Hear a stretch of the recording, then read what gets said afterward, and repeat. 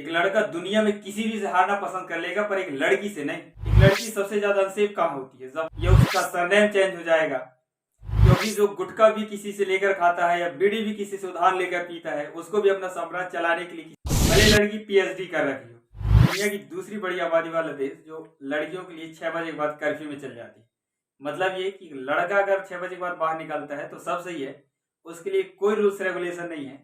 अगर लड़की 6 बजे के बाद बाहर निकलती है या उसके साथ कुछ गलत होता है तो उसी की गलती है, क्योंकि लड़का तो बाहर अपना काम कर रहा होता है।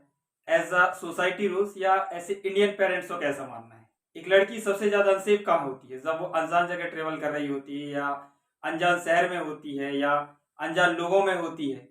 आज तक मैं भी यही सोच रहा था, पर ऐसा नहीं है। आपको मैं एक रिपोर्ट शेयर करता हूँ।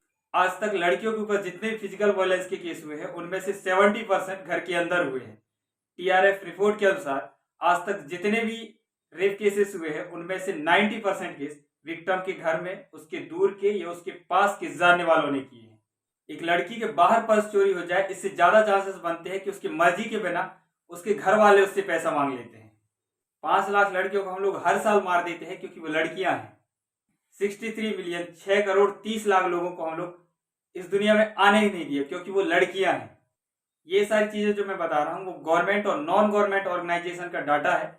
मैं अपने मन से कुछ नहीं बता रहा हूँ, क्योंकि जो गुटखा भी किसी से लेकर खाता है या बीड़ी भी किसी से उधार लेकर पीता है, उसको भी अपना साम्राज्य चलाने के लिए किसी लड़के की जरूरत होती है, क्योंकि लड़की तो ऐसा कर नहीं सकती। जैसे तैसे अगर लड़की ऐसा कर भी लेती है तो लोग समझते हैं कि उसका जनरेशन चेंज हो जाएगा या उसका सरनेम चेंज हो जाएगा।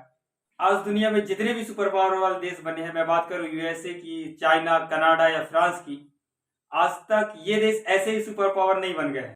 इन देशों ने लड़के और लड़कियां दोनों को बराबर कैपेबल बनाया है, बल्कि भारत में इसके अगेंस्ट होता आ रहा है।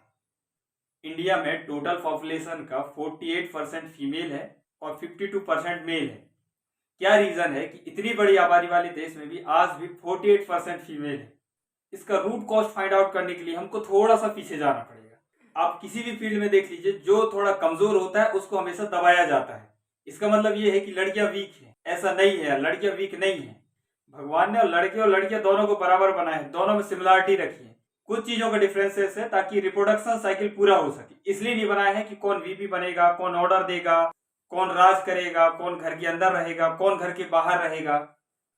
अगर आज दुनिया में फिजिकल स्ट्रेंथ का चलता तो सारे पहलवान आज हमारे देश में रोल कर रहे होते। इसका मतलब ये है कि लड़कियां तो वीक नहीं है, पर उन्हें बनाया जाता है, एक प्रॉपर ट्रेनिंग के तहत बनाया जाता है और बचपन से ही उनकी ट्रेनिंग शुरू होती है। अगर घर में लड़की पैदा होती है तो सारे केयरिंग और कोऑपरेटिव वाले गेम देंगे। अगर लड़का होता है तो उसको हम सीधे गन पकड़ा देते हैं, सारे अग्रेसिव वाले उसको काम बताते हैं, या कार रेसिंग, बाइक रेसिंग। ये सारी चीजें बच्चों की चॉइस नहीं होती, बल्कि उनको बनाया जाता है। लड़कियों की तरह चल रहा है, लड़कियों की तरह भाग रहा है या लड़कियों की तरह डर रहा है। और जब ये सारी चीजें हम बोल रहे होते हैं तो उसके पास में बैठी बहन भी ये सारी चीजें बातें सुन रही होती है और वो सोच रही होती है कि लड़कियों की तरह भागना मतलब बेकार भागना होता है। क्या सच में लड़कियां डरपोक होती है? ये सारी बातों को बोल के हम एक छोटी सी बच्ची के माइंड में इन थॉटों को हम इंसर्ट कर देते हैं और वो जिंदगी भर इन बातों से कभी उभर नहीं पाती और वो हमेशा के लिए एक पुरुष से अपने आप को कमजोर महसूस करती है। हर इंडियन पेरेंट्स और रिलेटिव्स एक लड़की को यही कहते हैं जब वो स्कूल में होती है, तुम ज्यादा लड़कों से बात नहीं करना, उनसे थोड़ा दूर रहना। जब वो कॉलेजेस और यूनिवर्सिटीज में आती है तब भी हम यही कहते हैं। जब वो 23 साल की होती है या एक शादी के एज में आती है तब हम ये बोल देते हैं कि I think it's time for you to get married. एक लड़की के शादी के आते आते कैसे चलना है, कैसे बैठना है, कब तक घर से बाहर रहना है, कब घर में आ जाना है, ये सारी चीजें बता देते हैं। भले लड़की पीएचडी कर रखी हो, अगर कहीं आगे दूर तक जाना होता है तो हम 5 साल का बच्चा हाथ पकड़ा के भेज देते हैं। अगर उसके पास कोई अटैक होता है तो भले 5 साल का बच्चा कुछ नहीं कर पाएगा और फिर वही बच्चा जब बड़ा होता है तो खुद को लड़कियों के सामने सिर समझता है। एक लड़का दुनिया में किसी भी से हारना पसंद कर लेगा, पर एक लड़की से नहीं।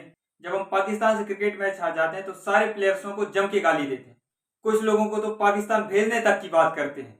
पर हम जब उसी पाकिस्तान से ग्लोबल हंगर इंडेक्स और वर्ल्ड हैप्पीनेस से बुरी तरह पीछे हो जाते हैं तो हम अपनी नेताओं को एक शब्द भी नहीं बोलते।